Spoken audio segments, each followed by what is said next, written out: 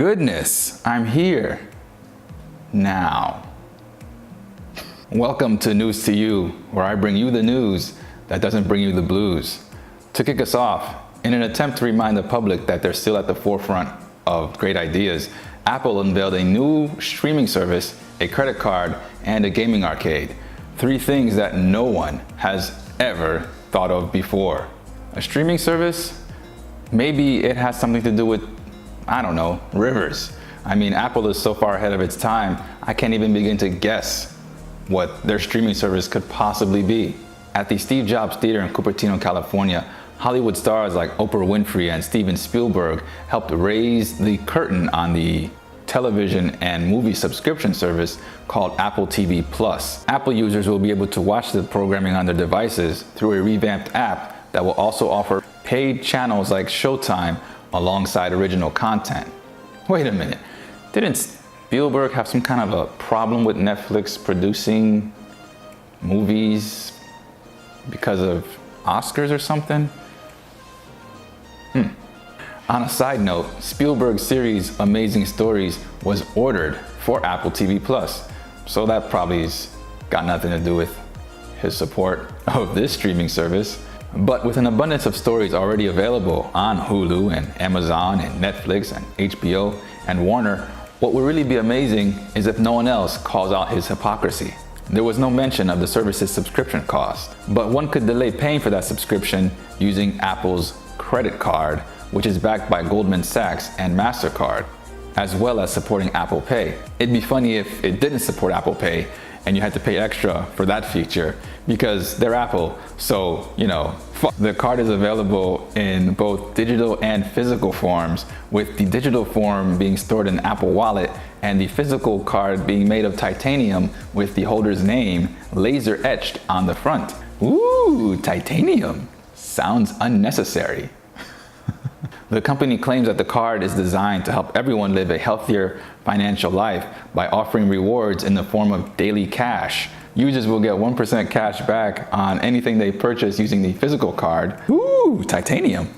2% on anything they buy using Apple Pay on their iPhone, and a whopping 3% on anything they buy from an Apple store, which will then be credited to their account. You can then take that money and use it to pay for the new Apple Arcade gaming subscription or Apple News Plus, which used to be a free app. Go figure. Now, there were no prices announced for the gaming subscription, but the News Plus is slated to cost about $9.99 a month. Some have said that Apple is pushing these subscription services because sales of the iPhone have dropped so dramatically in the past year. But I say that after 34 years of making a name for itself in the tech industry, Apple's next step should make it just blend into the crowd. Coincidentally, left out of the presentation at California was a secret plan to break into the food industry with the Apple Food Store. Yes, Tim Cook will be the head chef of this innovative and savvy restaurant, which won't offer the obvious entrees such as apple crisps or apple pie. A sneak peek at the menu revealed very few items, one of which was a sandwich appropriately called the Big Mac. It cost $1,600, and keeping with their reputation, it did not come with the fries and a drink. No, but don't fret. The fries only cost about $80, and the drink would only run you $150. Yum. You can't put a price on that kind of quality. But moving on to something less fulfilling, lawmakers at the European Parliament in Strasbourg passed a new copyright ruling that is now waiting to be ratified by ministers of the Council of Europe, not to be confused with the Council of Ricks. The European Parliament voted in favor of Article 13 and Article 11, both of which tech companies like Google, Facebook, and Twitter have argued against for months. Once the articles are implemented in the 28 member nations of the EU, these platforms and others will face dramatic changes with how they deal with copyrighted material. For instance, YouTube currently allows videos with copyrighted material to remain at the discretion of the copyright holder, who then disregard fair use guidelines, make a copyright claim, and rather than issuing a takedown request, they just take all the video's revenue. This is something that UMG and TikTok are very adept at doing. With Article 13 in action, YouTube would have to remove all videos uploaded with copyrighted material from users within the EU, without exception. Additionally, it would make YouTube legally liable for users uploading copyrighted material, even though it's a third party at that point. YouTube's automated bots have been removing videos indiscriminately, erroneously, and for any laughable reason since the adpocalypse. Unfortunately, videos of Fortnite dances continue to spawn like the demon seeds they are. But this new legal liability thing raised the stakes so much that YouTube CEO Susan Wojcicki, I wonder if I said her name right, Susan Wojcicki encouraged content creators to voice their concerns about Article 13. Pro-internet freedom activists proclaim that the new law will censor everything from memes to snippets of music and film. So imagine, if you will, a world without meme review.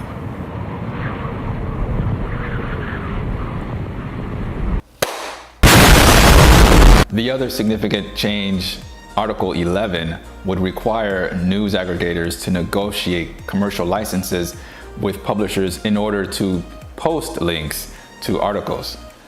And licenses aren't free, so sites such as Google News and Reddit would undoubtedly have to hammer out an agreement with publishers simply for the right to include the link to a particular story. If no agreement could be reached, it might lead to an indirect, bizarre, and massive form of censorship. Popular creator Philip DeFranco expressed his concern for the ruling's ramifications beyond Europe's borders, stating, "If it created a situation where my videos might get taken down because of some law in the EU, I'm just going to block my content from the EU. I wouldn't want to, but that would be my new reality." So while PewDiePie was worried about T-Series being a threat to him, it looks as if the EU was the real one bound to defeat him. While on the subject of being defeated, Prime Minister Theresa May's proposal was once again, for the third time, struck down in Parliament, keeping the UK's progress on Brexit in suspended animation. The initial deadline for the country's separation from the EU was March 29th, but lawmakers requested an extension after the government was unable to reach a consensus. The new deadline for Brexit is April 12th, 2 days before a more interesting TV drama featuring a bunch of people with British accents premieres. Yes, the massively popular HBO series Game of Thrones is due to premiere for its 8th and final season on April 14th with a meager 6 episodes, and they aren't even all that long.